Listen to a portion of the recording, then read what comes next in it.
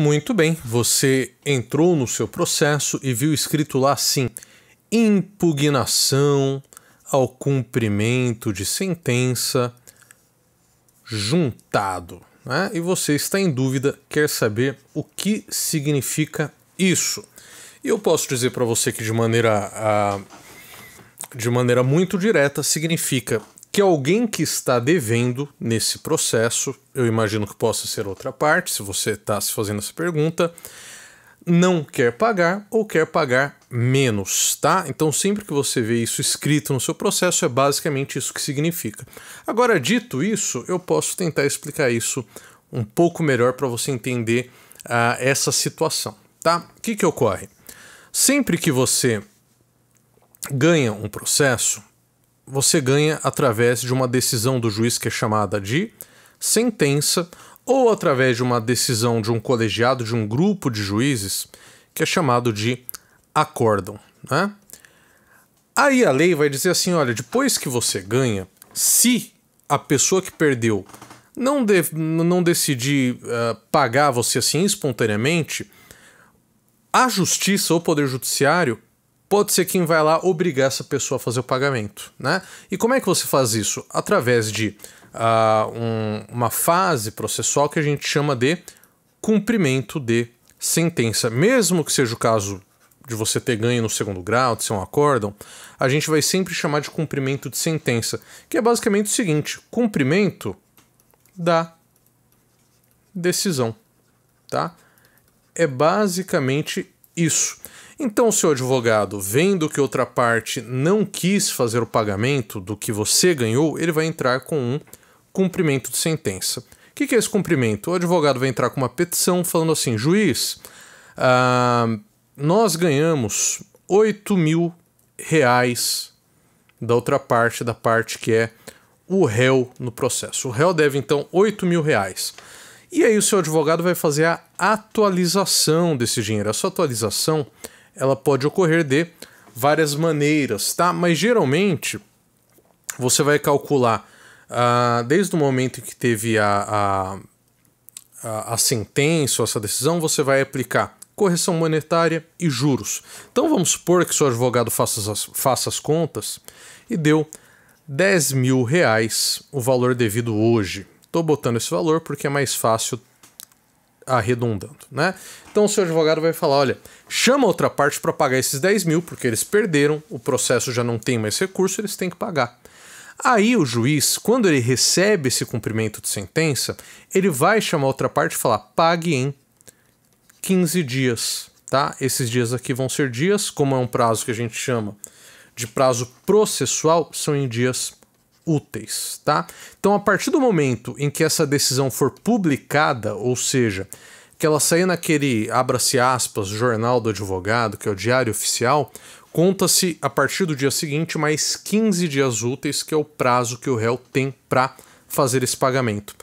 Ocorre que, ao invés de fazer o pagamento nesse prazo, ele pode também apresentar uma impugnação ao cumprimento de sentença, né? Então ele pode chegar lá nessa impugnação e falar assim, olha, eu não tenho mais nada a pagar, porque na verdade eu já paguei, né? O advogado que não percebeu que eu já depositei o dinheiro. Ou então ele pode dizer, olha, eu não tenho que pagar, eu tenho que pagar algo, só que o advogado aqui ele foi malandro, ele foi fazer a conta da atualização e ele botou juros de 3% ao mês, quando a lei fala que o máximo são juros de 1% ao mês. Então, na verdade, eu não devo 10.000. Corrigindo isso, botando juros de 1% ao mês, eu devo 9.000. Né? Então tem 1.000 aí que a gente chama de excesso de execução. Né? Então, a impugnação ao cumprimento de sentença vai sempre fazer isso, ou vai tentar readequar o valor para o valor que o réu considera que é devido, ou ele vai dizer não devo nada por qualquer motivo que seja. Né? Aí o que é importante entender? Teve aqui a decisão do juiz mandando pagar. Né? Vamos fazer uma linha do tempo. Teve a decisão do juiz mandando pagar. O réu tem 15 dias para depositar esse valor. Né? 15 dias úteis.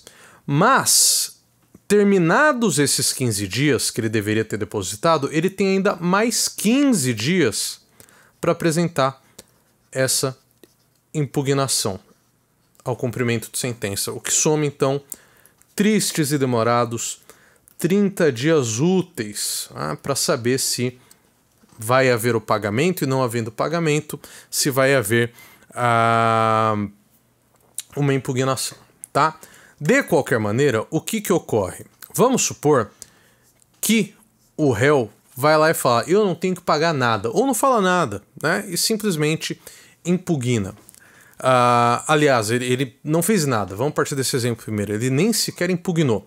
O que vai acontecer? Passados esses primeiros 15 dias, você vai somar no valor devido uma multa de 10% do valor, mais 10% de honorários de sucumbência, tá? O que isso quer dizer?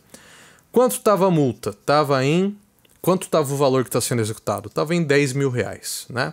10 mil. Muito bem.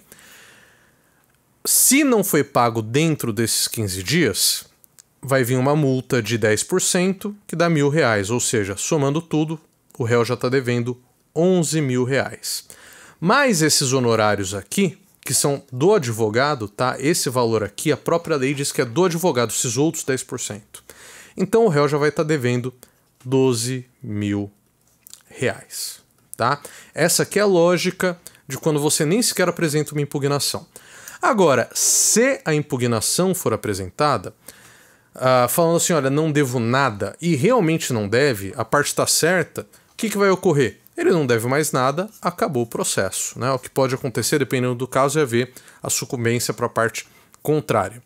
Mas vamos supor que o executado, o réu, vai lá e fala assim, olha, dos 10 mil, na verdade, eu já tinha depositado uma parte, não sei o que, então eu só devo 5 mil.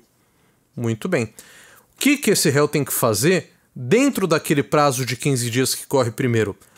Tem que depositar os 5 mil que ele diz que é o que é realmente devido, né? Se não depositar, vai recair sobre esses 5 mil a multa e os honorários sucumbenciais de 10% de qualquer maneira. E se ele perde a impugnação, se o juiz fala, não tem nada a ver isso aí que você está falando, você deve os 10 mil inteiros, vai recair então a multa sobre esses primeiros 5 mil, mais a multa sobre os segundos, a segunda parcela, que seria de mais 5 mil, tá?